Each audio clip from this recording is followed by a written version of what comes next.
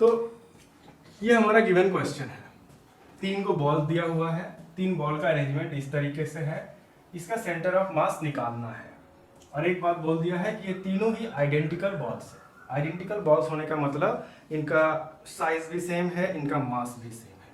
तो सबसे पहले बॉल्स का शेप क्या वो जान के हमारा कोई काम नहीं है। हम लोग क्या करेंगे, एक चीज ध्यान देंगे कि जो बॉल है वो रेगुलर शेप का है। रेगुलर शेप मतलब ये स्फेरिकल शेप में है। और हम लोगों ने ये पढ़ा है कि जो भी बॉडी है वो अगर रेगुलर शेप का होता है तो उसका ज्योमेट्रिकल सेंटर ही हो जाता है सेंटर ऑफ मास। ये हम लोगों ने बहुत पहले ही पढ़ लिया था। तो अगर ये स्फेरिकल बॉल है तो इसका ज्योमेट्रिकल सेंटर होता है ये वाला, इसका ज्योमेट्रिकल सेंटर ये और इसका ज्योमेट्रिकल सेंटर ये। तो इंडिविजुअल बॉल का सेंटर ऑफ मास 3 जगह मिल गया हम लोगों को। अब ये तीनों बॉल का जो तीनों सेंटर ऑफ मास मिला है, इनका कंबाइंड सेंटर ऑफ मास हम लोग को निकालना है। तो निकालेंगे कैसे? तो सबसे पहले हम लोग क्या करेंगे, अलग से ड्राइंग बनाएंगे एक तो।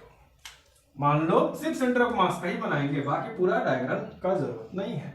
तो यहां पर एक सेंटर ऑफ मास ऑफ ए हो गया यहाँ पे, तो इसके लिए सिर्फ ए लिख देते हैं। ठीक इसी के नीचे अगर आएंगे तो यहां पर है बी, और दोनों के बीच में, यानी अगर ये एक लाइन हो गया, मान लो यहां से यहां तक आर हो गया, तो यहां से यहां तक भी आर हो गया, तो ये दोनों पॉइंट के बीच का डिस्टेंस 2r हो जाएगा। तो दोनों पॉइंट के बीच का डिस्टेंस हो जाएगा 2r, और दोनों का बीच एकदम आधा, यानी इधर भी r और इधर भी r। तो यहां से अगर एक इतना दूर टान ले, कितना दूर, अब देखो यहां से ये डिस्टेंस r, तो यहां से ये डिस्टेंस भी r, यहां से ये डिस्टेंस r, तो यहां से ये डिस्टेंस भी r, ये डिस्टेंस भी r और ये डिस्टेंस भी r। तो ये जो सीधा सीधा डिस्टेंस है ये तो यहां बना दिया गया 2r। अब यहां से यहां तक और यहां से यहां तक 2r हम लोगों को देखना है। मान लो ये हो गया centre of mass of object C। तो ये जो दूरी दिख रही है ये दूरी भी हो जाएगा 2r, और ये जो दूरी दिख रहा है ये दूरी भी हो जाएगा 2r। अब हम लोगों को ये दूरी भी चाहिए, ये वाली दूरी भी चाहिए। तो ये वाली दूरी कैसे निकालेंगे हम लोग, पाइथागोरस थ्योरम का इस्तेमाल करेंगे। यहां से यहां तक है r, यहां से यहां तक है r, यहां से यहां तक है 2r। तो पाइथागोरस थ्योरम क्या कहता है, hypotenuse square is equal to perpendicular square plus base square. Hypotenuse यहाँ पे 2r है, तो 2r का whole square is equal to perpendicular यहाँ पे r है, तो r square plus base square हम लोग को निकालना है। इसको इधर भेज देते हैं, तो ये क्या हो जाता है 4r square minus r square is equal to base square. ये हो जाता है 3r square is equal to base square. यहां से हम लोग बेस निकालना चाहें तो ये हो जाएगा √3 इंटू r। तो हमारा बेस यहां पे मिल गया √3 इंटू r, √3 इंटू r। अब देखो इनका काम कैसे है और इसको कैसे यूटिलाइज करेंगे। यहां पे सबसे पहला काम होता है ऐसे केसेस में इसको सॉल्व करने के लिए सबसे पहले हम लोगों को एक ओरिजिन डिसाइड करना पड़ता है, क्योंकि ओरिजिन अगर डिसाइड नहीं करें तो हम लोग लोकेशन नहीं पता पाएंगे सेंटर ऑफ मास का कहां पे लोकेशन है। तो let the origin be the centre of mass of ball A. कोई भी ओरिजिन पकड़ सकते हो, ए बी सी कोई भी पकड़ सकते हैं। यहाँ पे हम लोग पढ़ के चलते हैं ए। तो let the origin be at A. तो अब हम लोग को कोऑर्डिनेट्स पता करना है। तो बॉल ए का कोऑर्डिनेट्स क्या है, ए का कोऑर्डिनेट्स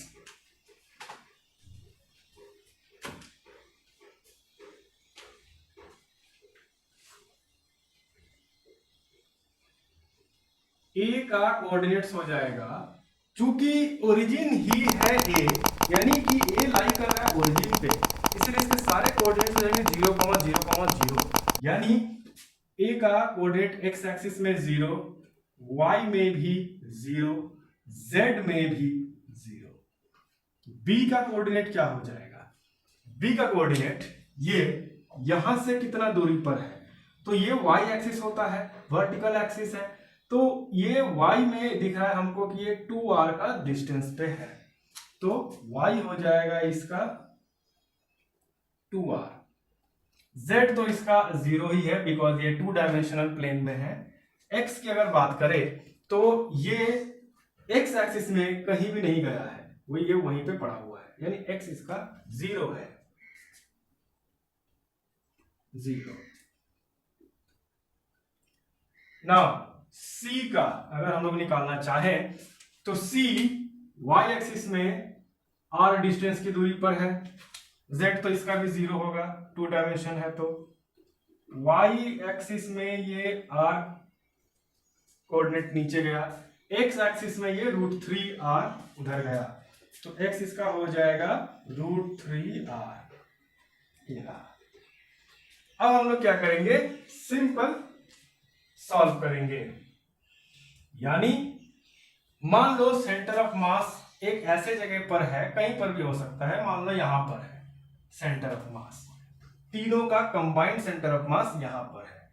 अब ये ओरिजिन है, तो ओरिजिन से इसका x कोऑर्डिनेट, y कोऑर्डिनेट और z कोऑर्डिनेट क्या होगा वही निकालना है हम लोगों को। तो सेंटर ऑफ मास का coordinates x of centre of mass हो जाएगा, फॉर्मूला हम लोग को मालूम है, m1 into x1 plus m2 into x2 plus m3 into x3 whole divided by m1 plus m2 plus m3। तो यहाँ पे m1 यानी ma पकड़ लेते हैं, ma लेने की जरूरत ही नहीं है बिकॉज उसका x कोऑर्डिनेट 0 है, तो ये तो पूरा पार्ट ही 0 हो जाएगा। m2 यानी b पकड़ लेते हैं वो वाला, तो b में भी x कोऑर्डिनेट 0 है, तो ये भी 0 हो जाएगा।